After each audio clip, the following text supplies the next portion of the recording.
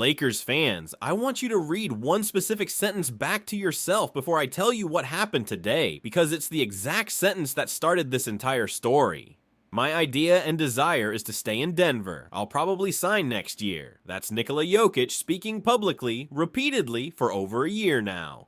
I want to be a Nugget forever. That's Jokic too, said after Denver's first-round exit last spring. For 2 straight off seasons, he has declined a contract extension specifically because he's waiting for the 5-year, $359.5 million deal he becomes eligible for next summer. Every single public statement from him has pointed in one direction, staying. And at 12:41 this afternoon on a live NBA Today segment, Shams Charania told the entire basketball world that all of that public loyalty ran into a real private organizational decision Denver made behind closed doors. Nikola Jokic has been traded from the Denver Nuggets to the Los Angeles Lakers. Before you scroll off, I'm telling you right now, by the end of this video, I'm going to tell you the specific reasoning Shams gave for why Denver moved on the single most beloved player in franchise history, despite his own repeated public desire to stay. I'm also going to tell you what Luka posted from his personal account 11 minutes later, a message that's already being replayed on every single NBA show in the country because of exactly what it reveals about a conversation these two have apparently already had. Stay with me all the way through this one. Do not click off early. Here's how it went down. Malika Andrews is deep into a segment discussing the Nuggets' thinner roster after the Peyton Watson trade when her earpiece clearly detonates with real urgency. She stops mid-sentence. "We have to go to Shams. This is enormous. Please stand by." And they cut. Shams delivers, and this is close to a direct word-for-word transcript. I want to be precise about what actually happened here, because on the surface, this looks like it contradicts everything Jokic has said publicly for over a year.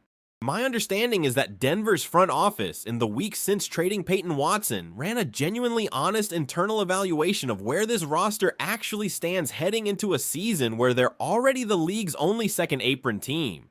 Josh Kroenke and the front office concluded that with one guaranteed year left on Jokic's deal and real uncertainty about whether he'd actually sign that 5-year extension next summer rather than simply testing the market himself, the front office decided the more responsible path was to maximize his trade value now rather than risk losing him for a lesser return in 18 months. Once Rob Pelinka called with an offer built around real draft compensation and matching salary, Denver moved.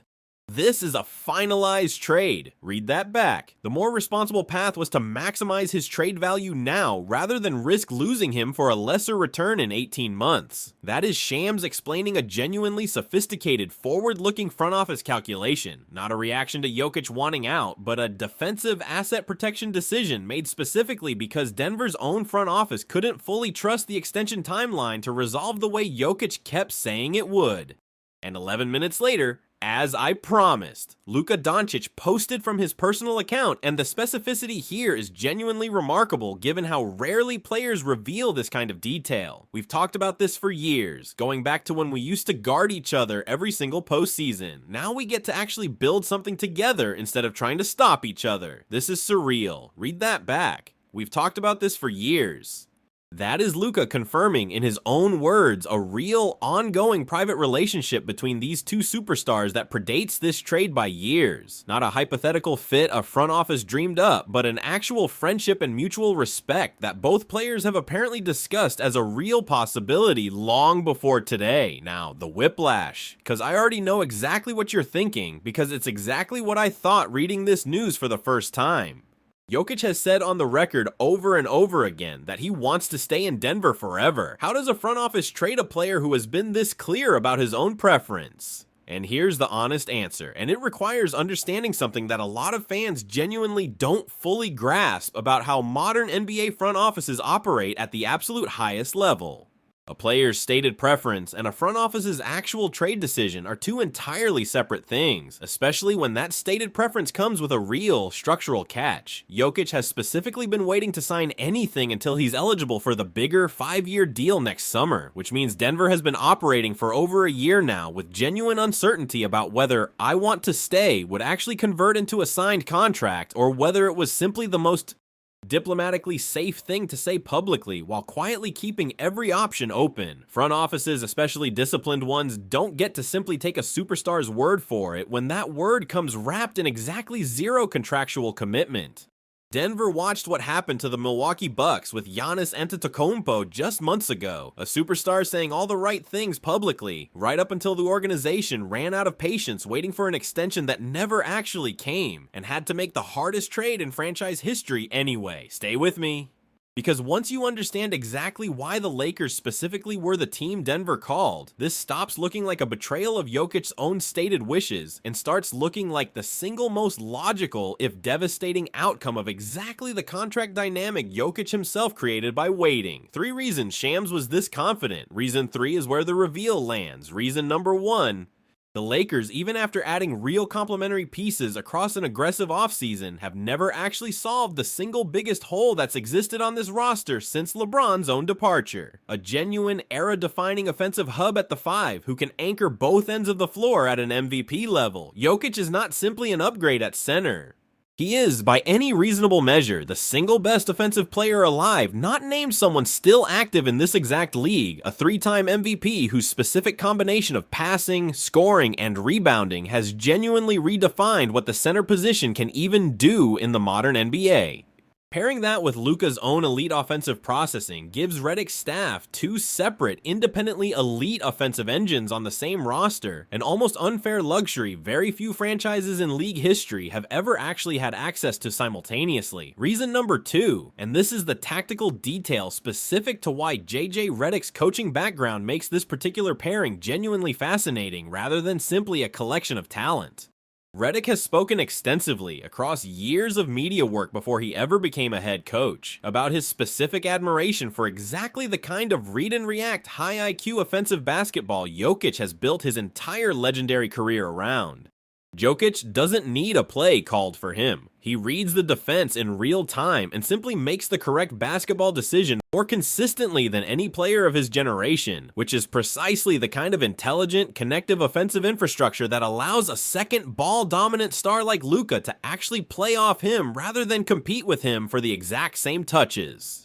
And before I get to reason 3, because reason 3 is the specific internal document Shams referenced, talk to me in the comments. Lakers fans, real question. Does the fact that Jokic has publicly, repeatedly said he wants to stay in Denver make this trade feel uncomfortable to you as a fan base inheriting a player who didn't choose you? Or does landing arguably the best offensive player alive completely override that specific discomfort? Go. Reason number 3, the internal reasoning. Ready? The front office concluded that with 1 guaranteed year left on Jokic's deal and real uncertainty about whether he'd actually sign that 5-year extension next summer, the more responsible path was to maximize his trade value now. Read that back. This is Shams describing a specific internal risk calculation, not speculation about vague front office anxiety, but a precise account of exactly why an organization would move on a player this beloved despite his own stated preference to stay. When an insider can articulate the exact financial and timeline logic driving a decision this monumental rather than simply reporting the transaction itself, that confirms genuine deep sourcing into the actual internal deliberation, not a guest dressed up as a scoop. Now, the skeptic, Stephen A. Smith, predictably erupted with real intensity. This man has said with his own mouth multiple times on the record that he wants to be a Nugget forever, and Denver just traded him anyway? Do you understand what kind of organizational betrayal that actually represents to that fan base? You're telling me a team just gave up the best player in franchise history, a guy who delivered them their only championship because they didn't trust his own stated word. This isn't smart asset management. This is one of the most brutal, cold-blooded front office decisions in recent NBA history. And listen, Stephen A's outrage here is completely understandable and grounded in something real. Jokic's specific sustained loyalty to Denver has been one of the genuinely refreshing stories in a league defined by star player movement, and trading him, despite that loyalty, does carry real, legitimate moral weight that shouldn't just be waved away with cold roster logic. But here's the counter, and it requires sitting with an uncomfortable truth about professional sports that fans often resist. Loyalty from a player does not obligate loyalty from an organization, especially when that organization is managing real, structural risk around exactly the timeline Jokic himself created by declining 2 consecutive extension opportunities. If Denver waits until next summer and Jokic, for whatever reason, ultimately decides not to sign that extension after all, a change of heart, a change in circumstances, an outside factor nobody can fully predict, the Nuggets would be left with a single year of control and dramatically reduced trade leverage, having gotten nothing in return for the greatest player in franchise history. Denver's front office made a genuinely defensible, if devastating, decision to protect the organization's actual long-term interests, rather than simply trust a verbal assurance with zero contractual weight behind it. Stephen A. is evaluating this purely through the lens of loyalty and sentiment. Denver's front office evaluated it through the lens of institutional risk management, and both perspectives are legitimate even though they land in completely different places. Here's the part of this story with real, genuine human weight to it. Nikola Jokic has spent his entire 12-year NBA career with a single organization, delivered that organization its only championship in franchise history, and has repeatedly, publicly stated a desire to retire wearing that exact jersey. Today, through no request or desire of his own, he becomes the centerpiece of a trade that sends him to a completely different city, a completely different roster, a completely different chapter of his career that he never actually asked for. That's not a storyline about a disgruntled superstar forcing his way out. That's a genuinely rare and specifically painful kind of NBA trade. The loyal, franchise-defining player moved by an organization's own calculated risk management, despite his own clearly and repeatedly stated wishes. But I owe you the honest risk here too, and it's worth sitting with rather than glossing over in the excitement of landing a player this transcendent. Jokic did not choose to leave Denver. He has to now walk into a completely new locker room, a completely new system, a completely new city, carrying real, legitimate feelings about an organization moving on from him despite his own stated desire to stay. That specific emotional reality, an unwilling, if talented, new addition, is not something roster fit alone automatically resolves, and how Jokic himself actually processes this transition, whether he approaches it with genuine professionalism and full buy-in or with real lingering resentment toward how this all unfolded, is a genuinely open question no amount of tactical analysis can answer in advance. Let's talk about the specific extension mechanics here in more detail, because I think it's genuinely worth understanding exactly what made this trade financially possible, rather than simply financially devastating for Denver. Jokic's current contract runs through this coming season with a $62.8 million player option for the following year, meaning the Lakers are not required to immediately extend him. They inherit exactly the same waiting period and exactly the same leverage situation Denver was managing, just from a completely different starting position, with a completely fresh relationship, and, if Luka's own comments are accurate, real pre-existing personal rapport that Denver's front office simply didn't have as a variable in their own calculation. Let's also talk about what this specific move means for the rest of this Lakers roster, because a transaction this significant doesn't happen without real ripple effects across an entire depth chart. Every single complementary piece added this offseason, the shooting, the secondary scoring, the front court depth, now gets reevaluated in the context of a genuine two-superstar timeline that didn't exist just hours ago.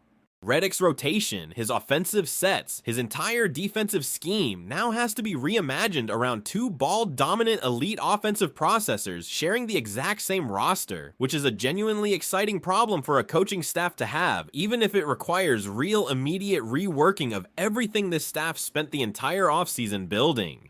Let's also talk honestly about the fit question that's already circulating, because I don't think it's responsible to only sell you the obvious excitement without addressing the real, legitimate basketball question underneath it. Jokic and Luka are both fundamentally elite offensive hubs who thrive with the ball in their hands, reading defenses and making the correct read more consistently than almost anyone else in the league. There's a real honest question about whether two players with genuinely overlapping offensive infrastructure, both wanting real touches, both wanting to control tempo, both being the exact kind of player you build an offense around rather than fit into someone else's system, can actually coexist as cleanly as the highlight reel excitement suggests. Great offensive processors, historically, have actually complemented each other reasonably well when given real touches and genuine offensive freedom rather than being asked to defer, but this specific pairing, two players this talented and this ball dominant, sharing the exact same frontcourt adjacent space, is genuinely uncharted territory that even the most optimistic tactical projection has to acknowledge involves real, unresolved uncertainty. Let's also spend real time on what Jokic's own specific game brings defensively, because I think this part of his profile gets genuinely underrated relative to the constant deserved praise of his offense. Jokic has developed into a legitimately strong team defender over the last several seasons, someone who reads opposing offenses at an elite level, positions himself correctly, and anchors a defense far better than his reputation from earlier in his career would suggest. That specific defensive competence, paired with real rebounding dominance at a level few centers in this league can match, gives the Lakers exactly the kind of two-way frontcourt anchor this roster has genuinely lacked since LeBron's own physical decline began limiting what he could provide on that end. Let's also talk about the specific timing of this trade relative to the rest of the NBA calendar, because I think it's worth understanding why this happened now rather than at some other point in the process. Training camp is already underway, and completing a trade of this magnitude this deep into the preseason represents real, genuine urgency from both organizations. Denver wanting to lock in this specific asset package before any other team could realistically match or exceed it, and the Lakers understanding that a superstar of Jokic's caliber, even one becoming available under these genuinely unusual circumstances, was never going to sit on the trade market for long once real front offices around the league understood he was actually genuinely in play. Let's also address the emotional layer of Denver's own fan base for a moment, because I think it deserves real, direct acknowledgement rather than being treated as a footnote to the Lakers' own excitement. This is a fan base that watched Jokic grow from a widely mocked, doughy second-round draft pick into the single greatest player in franchise history, delivered them a championship, and repeatedly, publicly professed genuine love for that city and that organization. Trading him, even for a legitimately strong return package, represents the end of an era that defined an entire generation of basketball in that city, and the genuine grief that fan base is processing today deserves acknowledgement even from a Lakers-focused breakdown like this one, so let me bring it home. Nikola Jokic to the Lakers matters because he immediately transforms this roster from a genuine contender into arguably the single most talented team in the entire league, because his specific offensive processing complements rather than simply duplicates what Luka already provides, and because Shams' specific explanation of Denver's internal risk calculation confirms real, deep sourcing into exactly why this happened despite Jokic's own repeatedly stated preference to stay. Luka's own detailed, personal reaction, confirming a real, years-long relationship between these two superstars, is the receipt that this pairing carries genuine substance beyond pure roster theory. Now here's what I'm watching next, and this is the next video, so hit subscribe. If Jokic lands in Los Angeles, the very next question is exactly what draft compensation and which specific players Denver actually received in return, and how Jokic himself publicly addresses a transition he never actually requested. I've got a read on it that will surprise you. For now, comments, likes, subscribe. Lakers fans, he said he wanted to stay forever. The front office decided forever wasn't a real enough commitment to bet the franchise on. Wild autumn. Let's actually go deeper on the specific Peyton Watson trade that preceded this one, because I think understanding that transaction properly is essential to understanding why this Jokic trade actually happened at all. Denver moved Watson, a genuinely promising 23-year-old wing, for what amounted to a modest package of draft picks, a move that immediately drew real, pointed criticism from fans and analysts alike who questioned exactly what direction this front office was actually building toward. That specific trade, more than any single other factor, is what triggered the renewed wave of Jokic trade speculation across the league. A Lakers insider specifically saying in the immediate aftermath that once ownership matters were resolved, a lot of the organization's eyes are going to be dead set on Denver. That comment wasn't speculation pulled from nowhere. It was a direct read on exactly the kind of organizational vulnerability the Watson trade had just publicly exposed. Let's also spend real time on the specific second apron mechanics that made this entire situation so combustible in the first place, because I think most fans genuinely underestimate just how constraining that specific luxury tax threshold actually is for roster construction. Being the league's only team operating in the second apron means Denver faced severe restrictions on trade flexibility, aggregation rules, and salary matching that fundamentally limited their ability to actually improve this roster around Jokic through conventional means.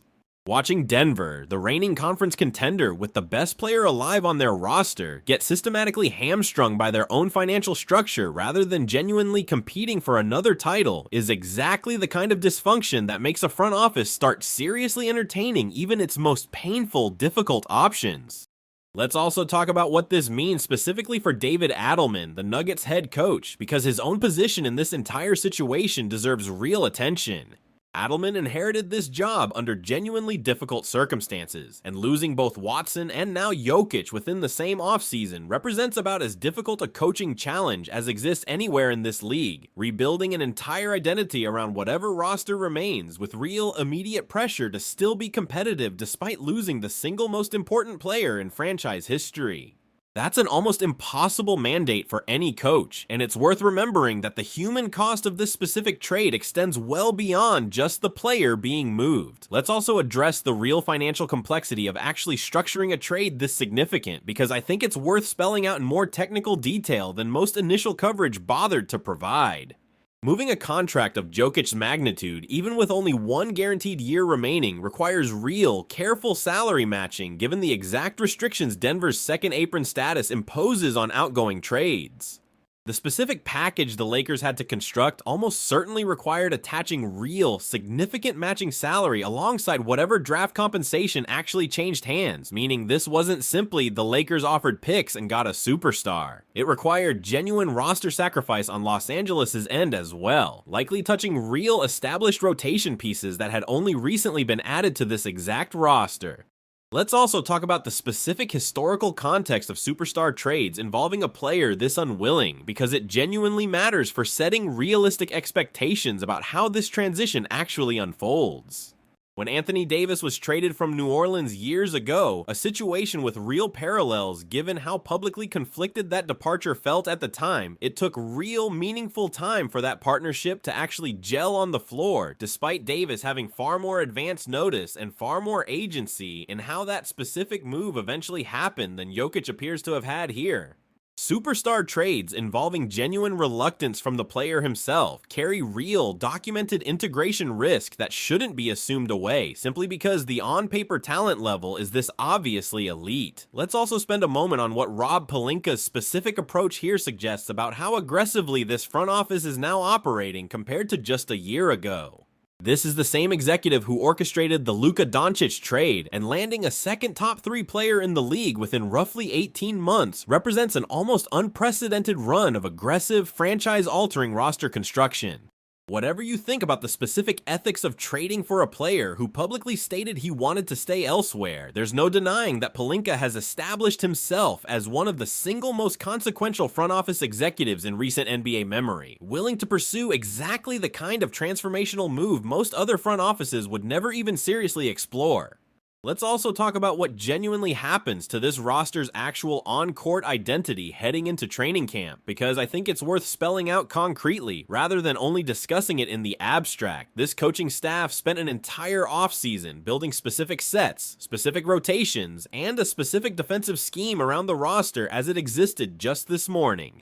All of that work now has to be genuinely reconsidered in real time, with training camp already underway and real preseason games rapidly approaching. That's not a criticism of the trade itself. Landing a player this talented is worth real disruption. But it is a genuine practical challenge this staff now has to solve on an extremely compressed timeline before the regular season actually begins.